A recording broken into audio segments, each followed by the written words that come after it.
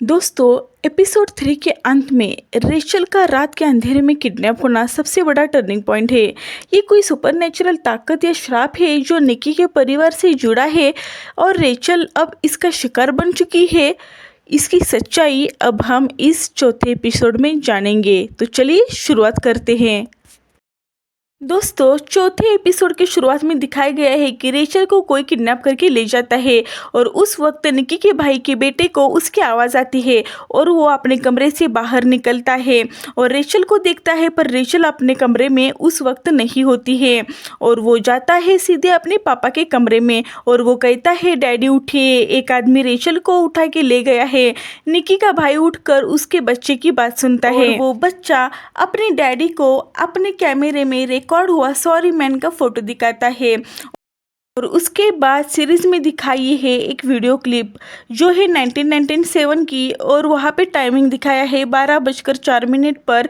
एक लेडी है जो रेचल की माँ है और वो एक केबिन में जाती है और उनका नाम है अलेक्जेंड्रा और वहाँ पर उनका जो वीडियो बनाने वाला होता है वो कार से यानी गाड़ी से निकलता है, ऐसा एक सीन दिखाया है। दोस्तों, उसके बाद दिखाया गया है 12:07 पर कोई वॉशरूम में वीडियो निकाल रहा होता है जो एक शीशे में अपने आप को देखता हुआ रिकॉर्डिंग कर रहा होता है।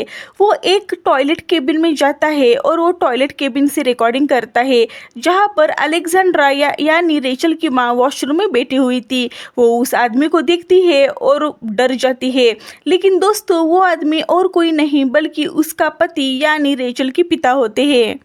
दोस्तों, इसके बाद एक सीन दिखाया गया है जिसमें एक वीडियो क्लिप दिखाई है जो होती है 13 जनवरी 1997 की और टाइम दिखाया है 1:08 जिसमें अलेक्जेंडर और रेचल के पिता यानी जे वैन में होते हैं और तभी वैन में अलेक्जेंड्रा अपने पति से यानी रेचल के पिता से कहती है, मैं प्रेग्नेंट हूँ और मैं मेरे बच्चे का नाम रेचल रखूँगी।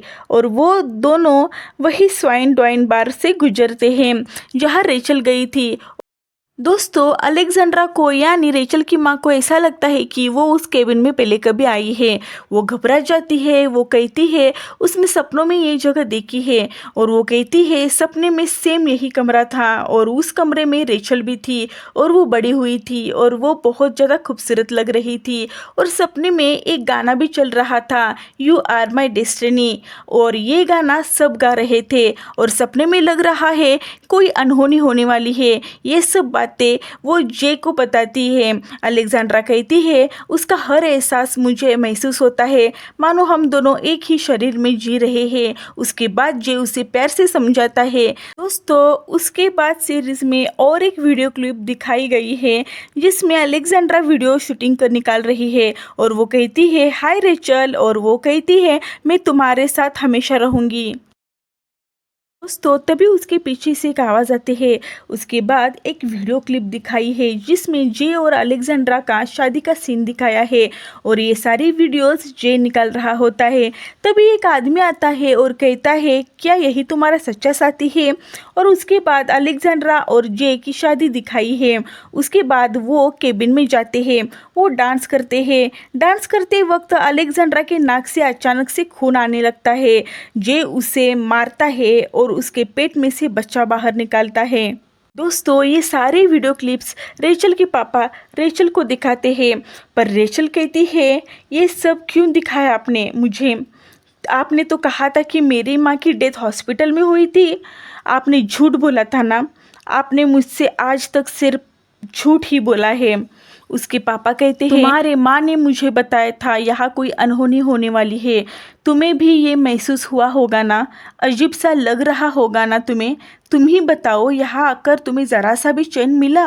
रेचल चेयर पर बैठी सोच में पड़ती है। उसके पापा फिर से कहते हैं तुम्हारी माँ बहुत डरी हुई थी, मौत उसके पीछे थी और वो तुम्हारे पीछे भी आएगी। और वो कहते हैं जैसे मुझे वेडिंग कार्ड मिला मुझे पता चला दोबारा ऐसा कुछ होने वाला है। रेचल कहती है कैसा वेडिंग कार्ड। वो कहते हैं तुम्हारा वेडिंग कार्ड मुझे पिछले हफ्ते मिला था। रेचल ये सब सुनकर चौंक जाती है। वो कहती है लेकिन मैंने तो आपको नहीं भेजा। उसके पिता कहते हैं मुझे डाक से वेडिंग कार्ड मिला है और उसके बाद मैंने पिछले हफ्ते चेतावनी भी तुम्हें देने की कोशिश की थी। अब गाड़ी लेके तुरंत मैं तुम्हें लेने आ गया हूँ। और वो कहते हैं अगर तुमने उससे शादी की तो मर जाओगी तुम। दोस्तों रेचल कहती है ये क्या बकवास कर रहे हैं आप, मुझे यकीन नहीं हो रहा है। तभी उसके पिता कहते हैं मैंने सोचा मैं तुम्हारे माँ को नहीं बचा पाया, तुम्हें तो बचा लूँ। रेचल टीवी के सामने बैठती है, तभी उसको एक रूम में मैट दिखता है और उसके पीछे खून होता है। रेचल कहती है क्या ये मुझे माँ चेतावनी दे रही है। तभी वहाँ पर आता है निकी का भाई जूल्स और वो कहता है रेचल दूर हो जाओ इससे, ये बहुत खतरनाक आदमी है। रेचल कहती है जूल्स ये मेरे डैड है। जूल्स कहता है नहीं ये तो सॉरी मैन है। जूल्स कहता है रेचल मुझ पर यकीन करो। और जूल्स को याद आ जाता है जूल्स का बचपन। दोस्तों जूल्स बचपन में घर से भाग गया था और फिर जंगल में उसे एक केबिन दिखाई देती है और वो उस केबिन में जाता है और उस केबिन में और कोई नहीं बल्कि रेचल के माँ बाप थे। जूल्स पलंग के नीचे छुपा रहा होता है। जूल्स पलंग के नीचे लेटकर दोनों को देखता है और वो कहता है मैंने देखा इस आदमी ने उस औरत के साथ क्या किया था। इस आदमी ने उसे मारा और वो औरत खून में लथपथ पड़ी हुई थी और उसने मुझे देखा, मैं पलंग के नीचे था और उसने मुझसे कहा रेचल मेरे बेटी को बचा लो। और उसके बाद इस आदमी ने पेट में से एक बच्चे को निकाला। रेचल वहाँ से भाग जाती है। दोस्तों पिछले एपिसोड में रेचल अपनी चाबी जिस आदमी के हाथ में घुसाती है वही आदमी उस बार में उसे दिखता है और वो एक चम्मच रेचल के पाँव में डालता है और वो आदमी एक कहानी सुनाने लगता है। ये कहानी है मेरे पर दादा की। वो दोनों शादी करने वाले थे। इससे पहले कि इनकी शादी हो जाती दूल्हे की हो जाती है एक दर्दनाक मौत। दोस्तों वो आदमी कहता है उसके बाद जो उसकी दुल्हन थी वो बिल्कुल टूट गई थी और वो अंधेरे में चिकनी चिल्लाने लगी थी और उसने मौत से गुजारिश की वो उसके साथी को वापस भेजे।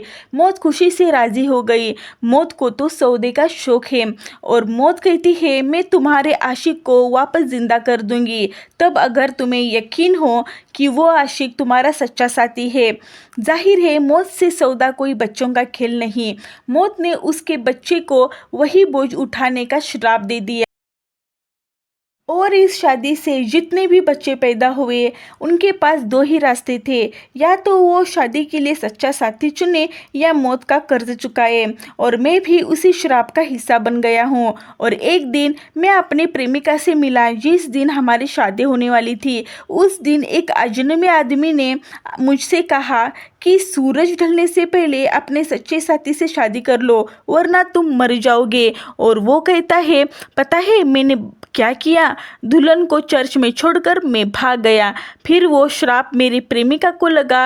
वक्त के साथ उसे दूसरा साथी मिल गया। नाम था थॉमस हार्किन और वो कई पीढ़ियों पहले तुम्हारे पूर्वज थे। मेरे प्रेमिका और थॉमस के बच्चे हुए, फिर उनके भी बच्चे हुए। उनके आने वाले वंशज से सिर्फ यही बात कही गई है तुम्हें अपने शादी के दिन सूरज ढलने से पहले सच्चे साथी से शादी करनी होगी वरना तुम यहीं पर मर जाओगी। और अब रेचल हार्किन वो तुम हो। और वो कहता है मौत हमेशा से तुम्हारे पीछे है, ज़रा मुड़ के तो देखो। दोस्तों ये बातें सुनकर रेचल बहुत ज़्यादा घबरा जाती है। वो आदमी फिर से कहता है काश मैं तुम जैसा होता, पर मौत ने मुझे अमर बना दिया है। मेरे जैसे अमर लोगों को कोई मौत की कोई धमकी भी नहीं दे सकता। रेचल डरते हुए कहती है ये बिल्कुल सच नहीं है, ये बिल्कुल सच नहीं हो सकता, आप ऐसे अमर नहीं रह सकते। वो आदमी कहता है देखो मैं शादी से भागा और इसीलिए मुझे ये सज़ा मिली और मेरी सज़ा यही है कि मेरी प्रेमिका के सभी वंशज की शादियों की गवाह मैं बनूं। और अब तुम्हारी बारी है, मेरा काम बस गवाही देना है, पर मैं हमेशा से ही उन्हें चेतावनी देता आ रहा हूँ। वो रेचल को एक बैग देता है, उसमें एक एफिडेविट होता है, affidavit for licence to marry होता है। अगर तुम्हारा पार्टनर अच्छा साथी हुआ तो तुम जिंदा रहोगी। और वहाँ पे जूल्स आता है और रेचल और जूल्स वहाँ से निकलते हैं। दोस्तों ये थी पूरे चौथे एपिसोड की पूरी कहानी। अगर आपको ये स्टोरी पसंद आई है तो चैनल को लाइक शेयर और सब्सक्राइब करना मत भूलना।